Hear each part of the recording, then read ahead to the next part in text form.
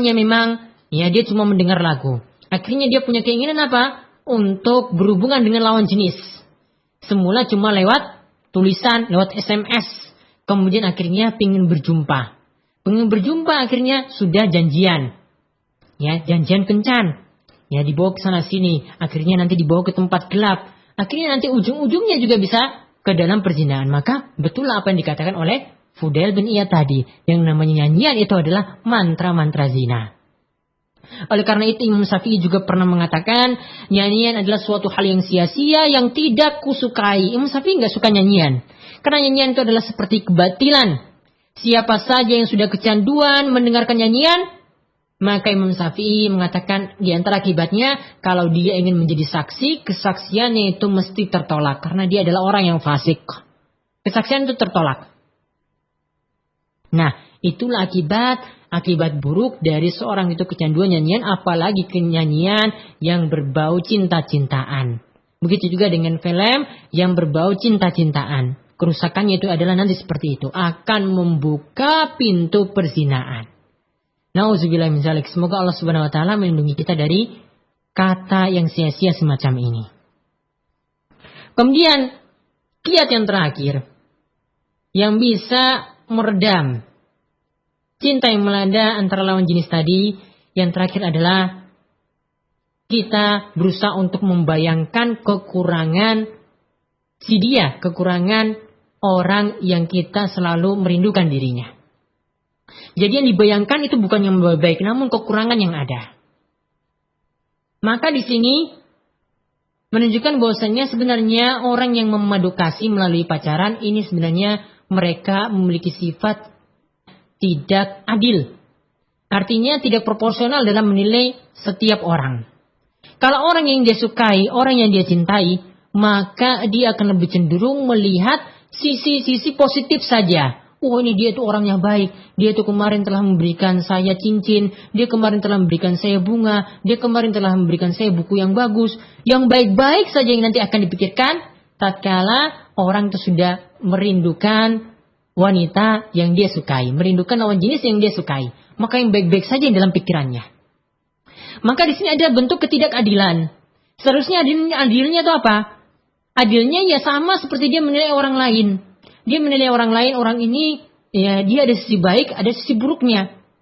Dia punya sisi positif dan punya sisi negatifnya. Si A ini dia itu orangnya baik, memang suka memberi, tapi dia ini adalah sebenarnya orang yang tidak jujur. Jadi ada penilaian positif dan ada penilaian apa? Negatif. Namun coba kalau seseorang ya sudah menilai kekasihnya, sudah menilai pacarnya, maka di sini tidak ada bentuk keadilan. Dia cuma melihat dari satu sisi saja, oh pokoknya dia itu baik. Pokoknya dia itu telah berbuat baik pada saya. Padahal baru sekali-sekali aja dia berbuat baik seperti itu. Baru sekali-sekali aja ditraktir. Nanti lama-kelamaan mungkin jadi ketahuan pelitnya. Lama-kelamaan juga nanti ketahuan hidung belangnya. Ujung-ujungnya tuh dia ada maunya. Oh dibuat baik seperti ini, dikasih macam-macam. Ujung-ujungnya juga maunya sana sini. Maka benarlah apa yang dikatakan oleh Ibnul Jauzi. Ibnul Jauzi itu mengatakan sesungguhnya manusia itu kalau dipandang itu harusnya manusia yang najis ataupun kotor. Manusia itu harusnya dipandang itu penuh dengan banyak kekurangan. Sehingga manusia tersebut tidak layak untuk dipuja-puja, disanjung dan senantiasa dirindukan. Orang yang dirindukan sebenarnya tidak seperti yang dihayalkan dalam lamunan. Seperti itu. Begitu juga para ulama itu seringkali atau ahli hikmah itu seringkali mengatakan apabila mata, mereka mengatakan mata yang diliputi oleh hawa nafsu itu akan menjadi buta. Karena apa? Karena apabila seorang itu sudah menilai si A atau si B yang menjadi kekasihnya, menjadi pacarnya, yang menjadi tumpuan rindunya, maka yang dinilai cuma apa? Cuma yang sisi-sisi baiknya saja, sisi positifnya aja. Karena apa? Dia sudah diliputi oleh hawa nafsu. Sehingga sisi-sisi negatifnya tidak dia perhatikan. Padahal ini orangnya ini memang suka tidak menepati janji, suka berbohong, bahkan suka merampas harta orang lain tidak dengan jalan yang benar. Dia tidak memperhatikan hal itu. Maka benarnya apa kata Al-Hikmah tadi? Mata yang sudah diliputi oleh hawa nafsu, seperti orang yang dilanda kasih tadi, ya orang yang berpacaran tadi, maka matanya itu akan menjadi buta. Artinya cuma satu sisi saja yang dia lihat. Sisi yang lain, ya matanya itu buta, tidak pernah memandang sisi negatifnya. Maka inilah diantara kiat-kiat yang ada yang bisa membantu bagi para remaja ataupun para pemuda yang sebenarnya belum mampu untuk menikah, dia bisa meredamnya dengan hal tadi.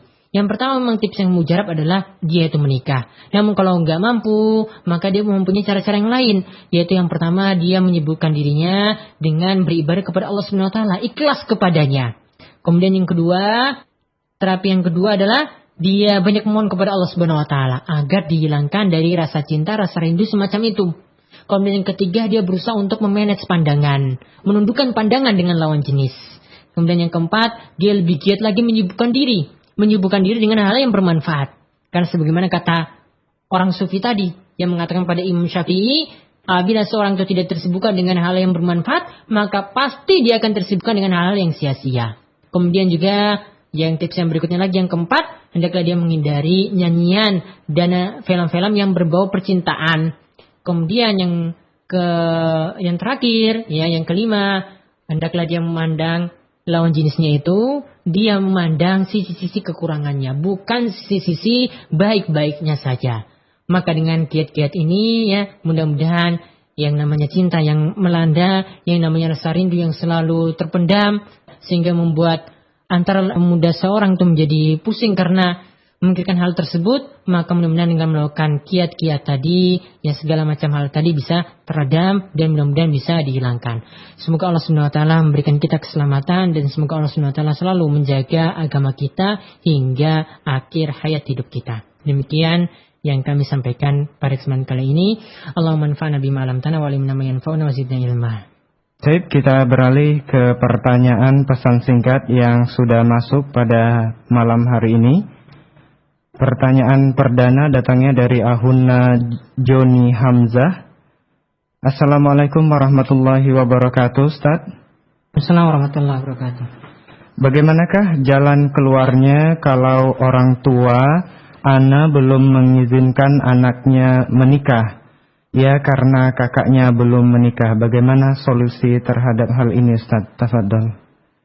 Bismillahirrahmanirrahim. Alhamdulillahirabbil alamin wassalatu wassalamu ala asyrafil anbiya wal mursalin nabiyina Muhammadin wa ala alihi washabbihi ajmain. Baik, ikhwani fiddin wa akhwati fillah rahimani wa rahmakumullah.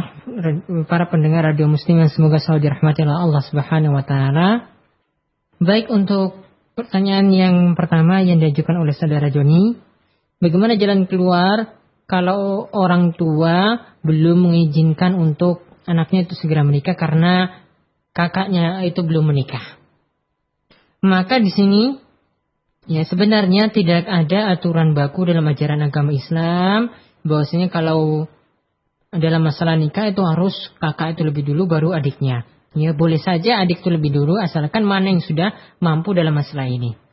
Maka kalau memang antum itu sudah mampu, antum itu sudah memiliki kemampuan sebagaimana yang kami jelaskan tadi, orang yang mau menikah yaitu harusnya sudah punya kemampuan untuk memberi nafkah. Kalau memang sudah mampu, tidak nebeng lagi sama orang tua, tidak ngemis-ngemis lagi sama orang tua, maka berusaha untuk melobi. Berusaha untuk apa? Untuk melobi orang tua dengan cara yang baik. Yang nggak perlu sampai cara ya memaksa atau mungkin nanti ngancam bunuh diri kalau nggak orang tua nggak izinin, saya bunuh diri nanti ya. Nah, ini bukan dengan cara-cara seperti itu, namun dengan cara yang apa? Yang buat orang tua itu suka. Dengan cara banyak memberi kepada orang tua. Karena dengan seorang itu banyak memberi, banyak membuat beri kebaikan pada orang lain, itu memberi hadiah, ya beri macam-macam yang orang tua itu suka, maka nanti orang tua itu kan lebih mensukai kita. Itu kayak dari psikologi. Jadi kalau kita ingin seorang itu lebih suka pada diri kita, maka banyak berbuat baik pada dirinya. Maka dengan cara-cara seperti itu, kita buat baik pada orang tua, ya kalau memang orang tua itu tuntut misalnya, kita tuh harus selesai kuliah, maka segera selesaikan kuliah. Yang mungkin tuntutannya adalah sebenarnya 4,5 tahun, kalau lulus maka kita buat 3,5 tahun karena pingin segera nikah, buat 3,5 tahun lebih cepat. Maka orang tua senang dalam masalah itu juga, mungkin orang tua akan segera wujudkan keinginan kita. Maka yang pertama adalah dengan banyak berbuat baik kepada orang tua. Ya, berbuat baik pada kedua orang tua. Dengan syarat tadi ya, kalau kita sudah mampu untuk menikah. Kalau belum mampu maka berusaha dulu. Kita punya cari jalan keluar bagaimana kita bisa memperoleh usaha-usaha membuat bisnis dan lain yang bisa untuk menghidupi keluarga kita nanti. Kita cari itu dulu. Kalau belum punya maka kami sarankan untuk membuat usaha dulu. Kalau sudah ada, maka tadi banyak berbuat baik pada orang tua. Kemudian yang kedua adalah banyak memohon kepada Allah Subhanahu wa taala. Karena apa? Karena yang banyak memohon maka segala kesulitan itu akan mudah dihadapi. Segala kesulitan itu akan mudah Allah Subhanahu wa taala itu pecahkan. Ya, bahkan dalam keadaan yang sebenarnya genting sekalipun, bahkan dalam keadaan yang sebenarnya kesulitan yang memuncak, ya ujung-ujungnya nanti adalah kemudahan dari Allah Subhanahu wa taala. Ini kaidah. Kaidah sebagaimana disampaikan oleh Ibnu Rajab. Ibnu Rajab itu mengatakan apabila seorang itu telah berada dalam kesulitan yang begitu sulitnya, dalam kesulitan yang begitu besar, maka nanti ujungnya itu adalah kemudahan dari Allah Subhanahu wa taala. Maka intinya apa? Dengan banyak berusaha dan berdoa kepada Allah Subhanahu wa taala. Mudah-mudahan Allah Subhanahu wa taala memudahkan antum dalam masalah ini. Dan pertanyaan berikutnya Ustaz datangnya dari Ahuna Armuda yang saat ini sedang berada di Yogyakarta. Assalamualaikum warahmatullahi wabarakatuh Ustaz. Bagaimanakah cara menghilangkan gundah gulana karena kehilangan yang dicintai Ustaz? Tafadhol. Maka intinya sebenarnya ini sudah dijelaskan tadi. Intinya di sini adalah sibukkan diri. Sibukkan diri dengan hal yang bermanfaat.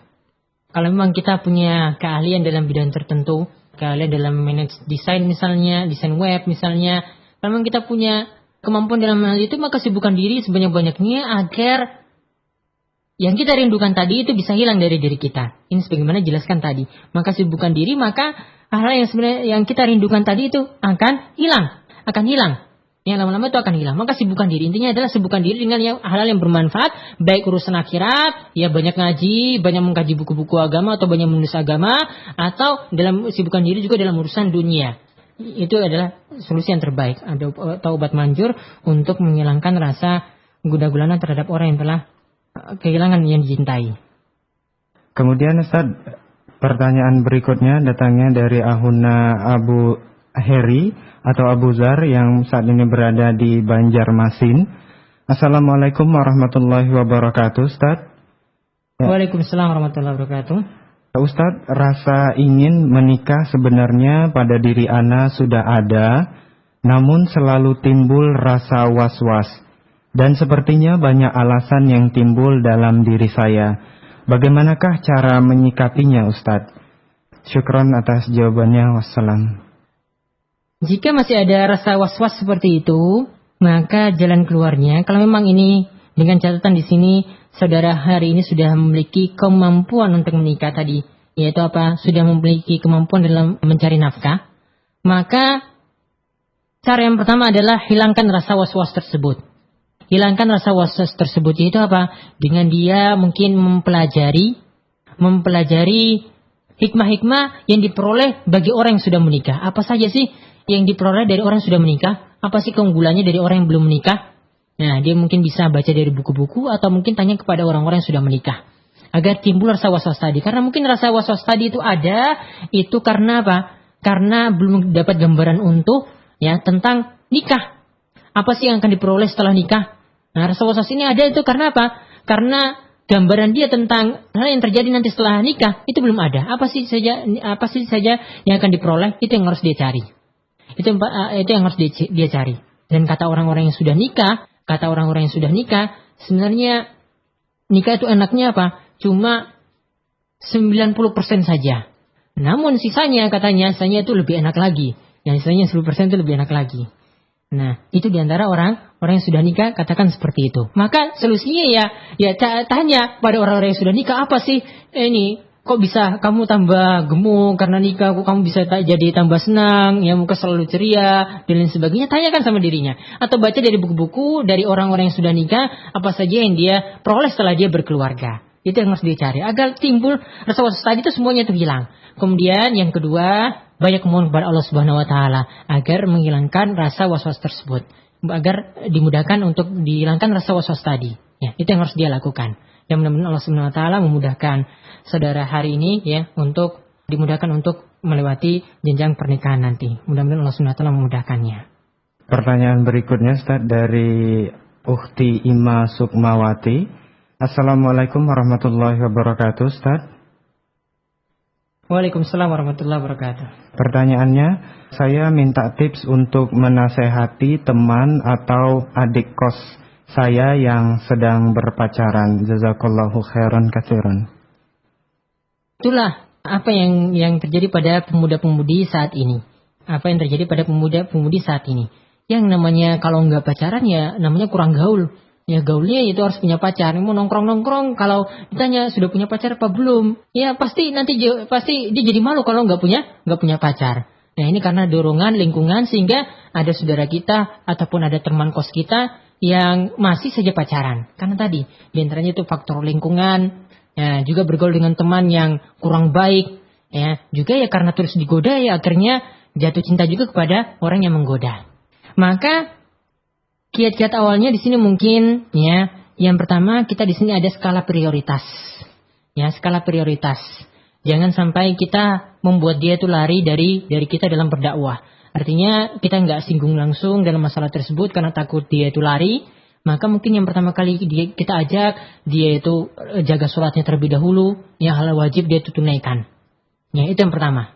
Kemudian yang kedua, baru setelah itu dia sudah tertarik dalam masalah agama, baru kita tarik atau kita ajak dia untuk menghadiri majelis-majelis ilmu. Untuk dia itu menghadiri majelis-majelis ilmu, bagaimana sih agama Islam ini dia pelajari lewat majelis-majelis ilmu yang diajarkan oleh para ustadz, atau beri dia buku-buku agama. Nah, kalau sudah tertarik pada itu, baru nanti lama-kelamaan ya baru pertama-tama diajarkan dulu tentang masalah akidah, tentang masalah fikih sholat, tentang masalah fikih ibadah dan lain sebagainya. Itu dulu bertahap-tahap. Akhirnya sudah tersibukkan dengan itu, ya. Nah, nanti lama-kelamaan baru diberitahu pelan-pelan adab-adab bagaimana bergaul antara laki-laki dan perempuan. Baru setelah itu nanti dia akan tahu sendiri.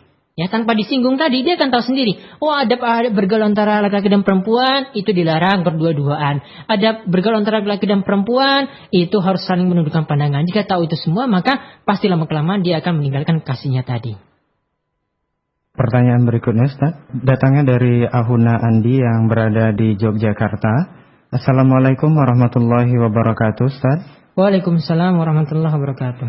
Bagaimanakah batasan komunikasi antara ikhwan dan akhwat yang bukan mahram? Silakan, Ustaz. Jadi komunikasi antara akhwat dan ikhwan yang bukan mahram ya semaksimal mungkin itu dihindari. Ya, komunikasi secara langsung ataupun lewat SMS ataupun lewat HP itu semaksimal mungkin itu dihindari. Nah, itu baru diperbolehkan itu tatkala kondisi darurat. Tatkala kondisi darurat ada perlu apa-apa dan ini kondisi yang sangat mendesak sekali. Nah, itu baru diperbolehkan. Namun itu juga cuma sekadar pada kebutuhan, nggak boleh sampai ujung-ujung sana sini. Ya, ujung-ujungnya mungkin cuma mau ngomong sama akhwatnya, tolong nanti dibantu dalam masalah kajian. Tapi ujung-ujung nanti tanya rumahnya di mana, tanya kosnya di mana, tanya mungkin akun Facebooknya itu apa. Oh, nanti ujung-ujungnya nanti kontak-kontak dia di HP ataupun di Facebook ya. Sampai nanti lama-lama kelamaan bisa ini. Ingat, cuma pada batas-batas tertentu aja itu sesuai dengan kebutuhan. Selain itu tinggalkan.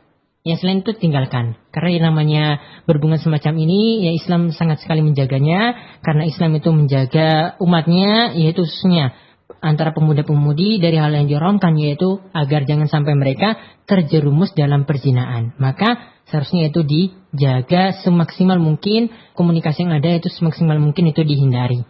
Ya, kalau mau komunikasi jalan keluarnya adalah bisa lewat orang ketiga. Ya, mungkin ada di antara ikhwan yang sudah menikah, ikhwan yang satu ingin kontak akhwatnya, maka lewat ikhwan yang sudah menikah ini, nanti ikhwan yang sudah menikah ini sampaikan kepada istrinya dan istrinya sampaikan kepada akhwatnya tadi. Ya, itu mungkin jalan keluar yang lebih baik. Ya, istilah kerennya ada mak comblangnya. Ada mak comblang dalam masalah ini. Oke. Kemudian Ustaz, pertanyaan terakhir Ustaz, datangnya dari Ahuna Rian di Bumi Allah. Assalamualaikum warahmatullahi wabarakatuh, Ustaz. Waalaikumsalam warahmatullahi wabarakatuh. Bolehkah kita berdakwah kepada akhwat yang sangat membutuhkan dakwah dari kita? Silakan, Ustaz. Maka ini namanya dakwah terselubung. Ya, ujung-ujungnya nanti bisa terjerumus dalam hal yang diharamkan. Maka seharusnya ini dihindari. Karena kebanyakan aktivis-aktivis dakwah, kebanyakan orang-orang yang tahu agama, jalan mereka untuk mengenal perempuan itu biasanya tuh dengan kedok aktivitas dakwah. Ya, dengan kedok aktivitas dakwah seperti ini untuk tidak dakwahi. Siapa nanti yang akan dakwahi dia? Dia itu orang awam, siapa nanti akan dakwahi dia?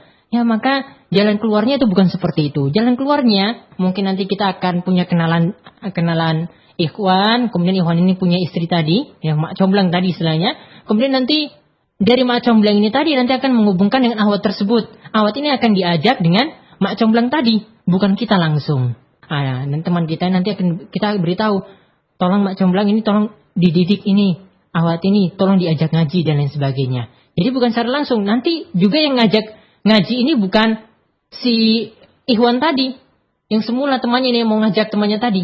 Namun apa? Suruh dia itu ngaji sama ustadz yang lebih mumpuni.